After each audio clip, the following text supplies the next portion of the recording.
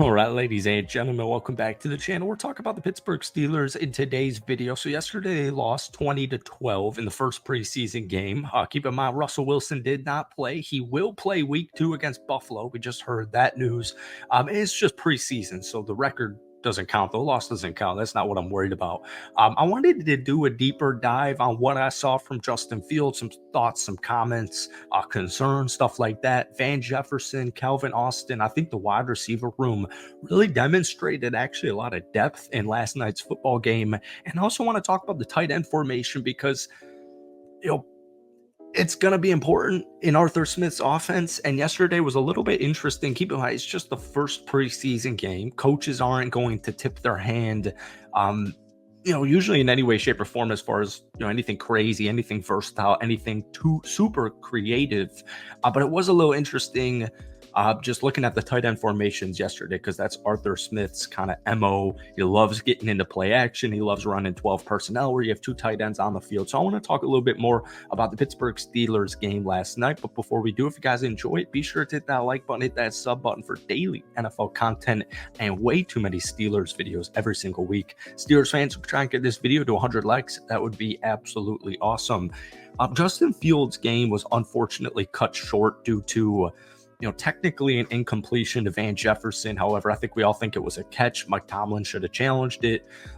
We saw 3 possessions with the first team with Justin Fields. He went 5 of 6 passing the ball for 67 yards, 0 touchdowns, 0 interceptions.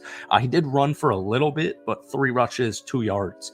The 2 things you don't see show up on the stat sheet are 2 fumbles, but it appears pretty much like the not turnovers, they weren't lost fumbles. It seems like Justin Fields' 2 fumbles were Nate Herbig, and then they get rid of him.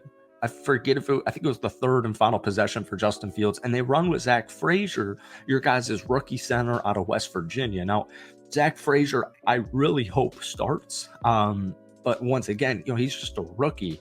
However, I do feel very comfortable and confident with him starting, especially from what I saw last night. But there were 2 fumbles from Justin Fields, and I hate even saying this statistic because, stuff like last night happens, but Justin Fields, 38 starts, 38 fumbles. I believe only 11 of those were lost. What I saw yesterday, and 2 sacks, by the way, but Danielle Hunter was one of them. This is just kind of Justin Fields' career summed up in 1 quarter. There's a lot of good. There is a lot of good, but then there's also stuff that just can't happen. The fumbles, whether it's on the center, whether it's on the quarterback, whether it's on both of them, even if you don't lose it, you can't be doing that. And then with the sacks, these derail momentum, these derail drives, they put you in an uncomfortable position where you just don't have any leverage. And it's just, you can't take these sacks.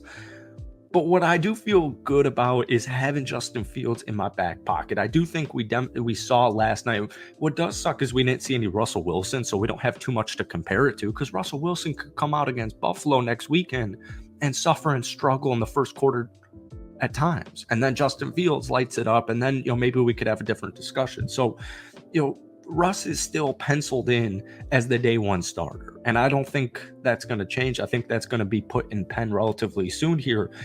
But as far as Justin Fields' long-term development, I'm just glad I have him in my back pocket. If the Pittsburgh Steelers season doesn't go as planned, obviously you can throw Justin in, but there's just so much talent. There's so much speed. There's so much playmaking ability. The players love him. You got a read option ability. You can get so creative. Your offense gets so much more versatile with Justin Fields. It's just these small little mistakes, they continue to add up. Steelers fans, judging from my comments, judging from my Twitter feed, they're a little bit split. You either loved what he did last night, or you either saw, the fumbles and the sacks, and you're like, yeah, he can't be my day 1 starter. So let's talk about some really good things I liked from the Pittsburgh Steelers.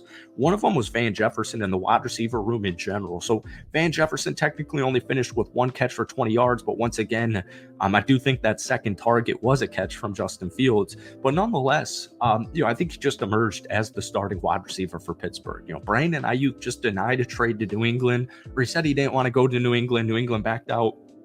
He just denied a trade to go to the Cleveland Browns. I guess this was yesterday. That's kind of crazy big news.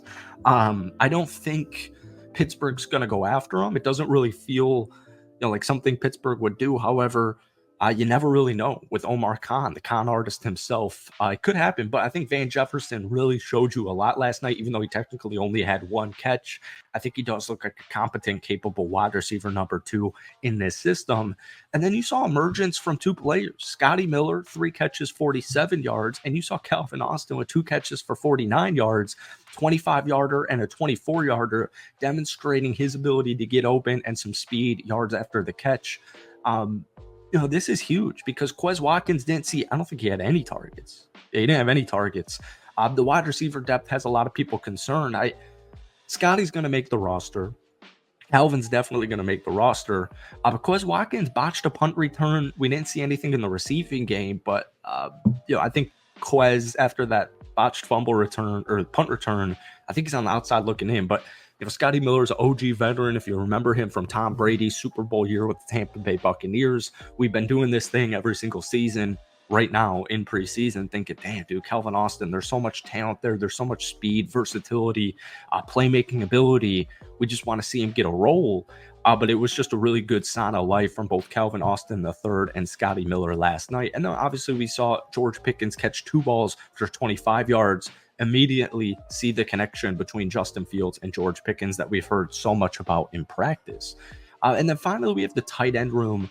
Arthur Smith loves tight ends. You got 4 on the roster at least right now, 3 scheduled to at least make it, mainly being Pat Freiermuth. You got last year's rookie Darnell Washington entering his second year, but the Steelers only used 12 personnel on 18% of snaps yesterday.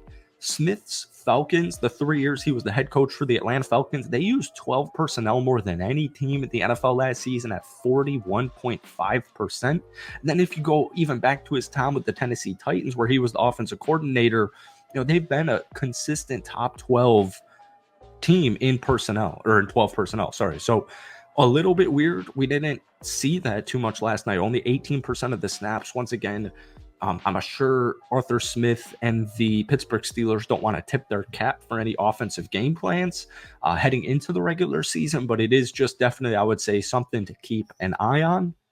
And then finally, real quick, Jalen Warren, Najee Harris, kind of the same type of rotation that we saw. It was very similar to the rotation that we saw last season. You guys also rested a bunch of veterans, but they were mainly on the defensive side. I think TJ Watt.